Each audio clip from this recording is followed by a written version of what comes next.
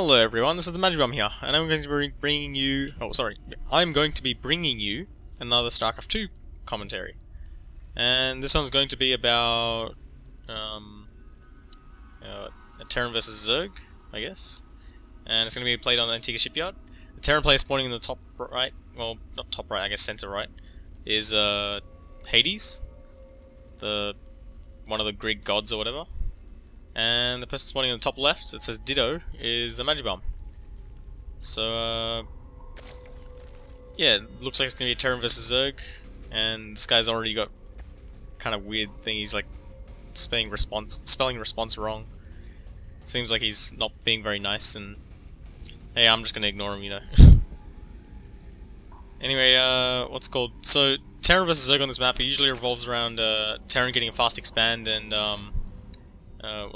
Zerg having to try and get a third base out without getting destroyed. Luckily they have rocks here, but those rocks can be destroyed relatively easily. And also, what some people will do is they'll have a medevac, they'll put marines on top and they'll put siege tanks on the bottom, and they'll kind of run back and forward and attack this third base like that. Another problem is it's really hard to... Oh, I've got something here. Yeah, it's really hard to take a fourth base on this map, because like this base here is like towards a Terran player, and this place here is easily sieged up on the high ground. So it looks like the guy's going for 2 racks, so it looks like he doesn't want to actually have a long macro game going along. And if you look, he's only got like 9 SCVs mining, he's sending one out now, so he's going to be heavily restricted. So he's only on 11, it looks like he did 11 racks. And, or maybe even earlier, actually. And I'm going to come in here, I'm going to see nothing going on, I'm like, oh, there's nothing going on. Let's find out what else is going on. I figured like he's put a barracks like hidden somewhere else, so it makes me think that there's 2 racks or it's a fast expand. But yeah, scout this out. I see there's no gas is taken. I see the SCV count is relatively low, so I already know that there's like at least 1 or 2 SCVs out on the map. So and there were 2 SCVs there that were building stuff. Now this Overlord is probably not going to see that, and he's going to scout all the different places, and he's building marines, and he's apparently going to the right location. He finds me. And I'm going to have this drone over here just keeping this SCV from building stuff. Because if this SCV builds stuff, then... oh, we got something here.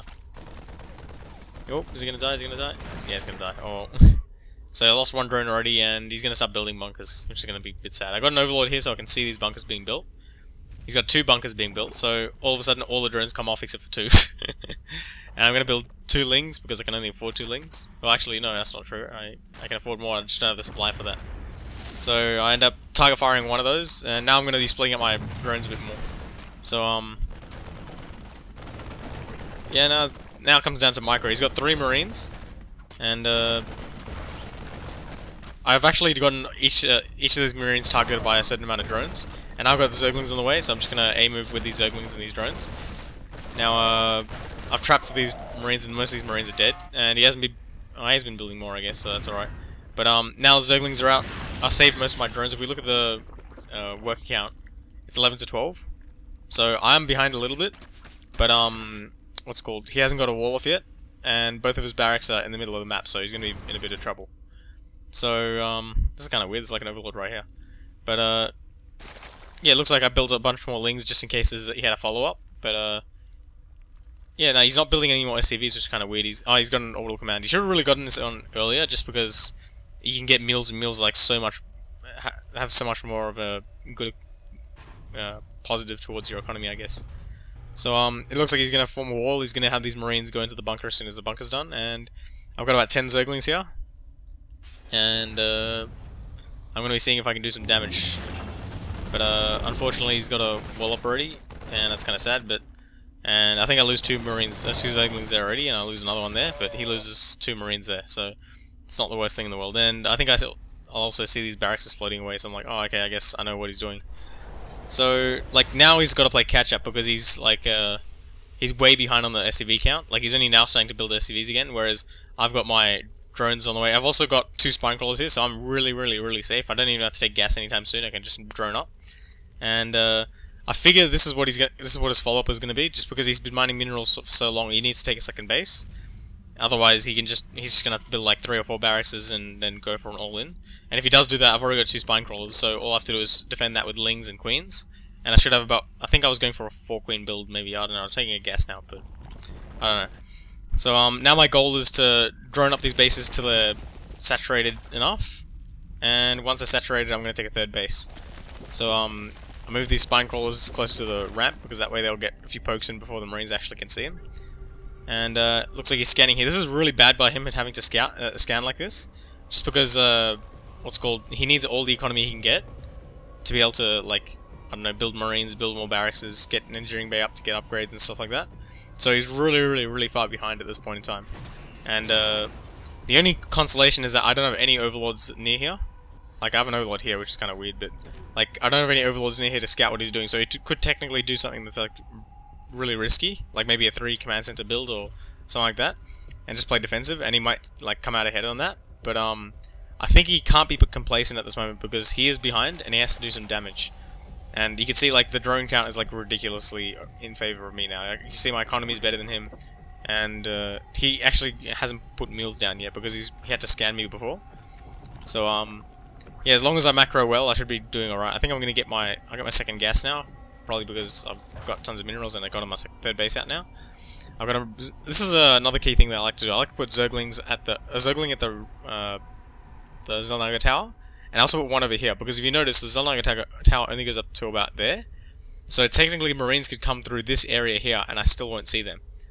So that's why I keep the zergling here, because it will see any Marines that come along this path. The only way he can go now is to not be seen is through here, and go all the way around, all the way around, all the way around. And all that time that it takes for them to go across, I would have droned up enough that I would actually start building units anyway. So all this like delay tactics and being safe and stuff like that, that's all what helps with this kind of stuff.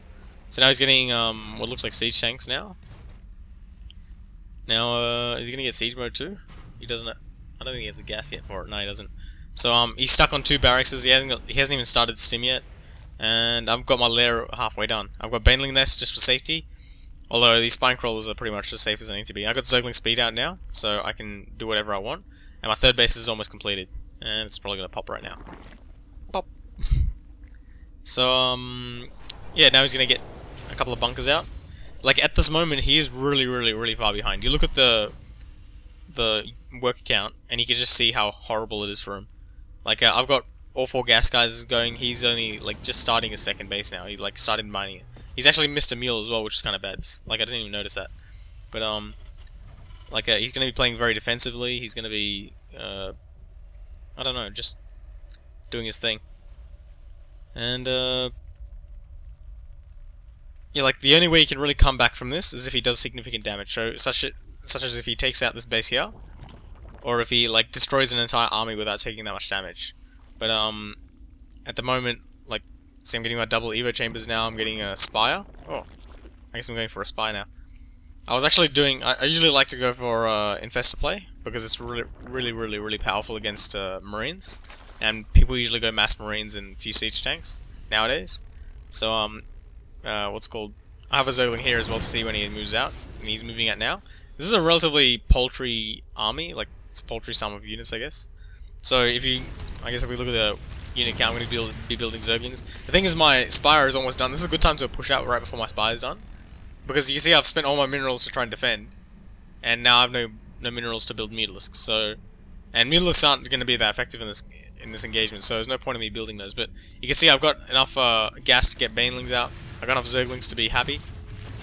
And yeah, so I'm just going to come in here and attack him before he can even siege up, and by the time he sieges up, my Banelings have gone in and taken him out. So, yeah, and like, that was kind of a bad engagement on his part. He's got a siege tank and Marauder here for some reason, but it's kind of weird.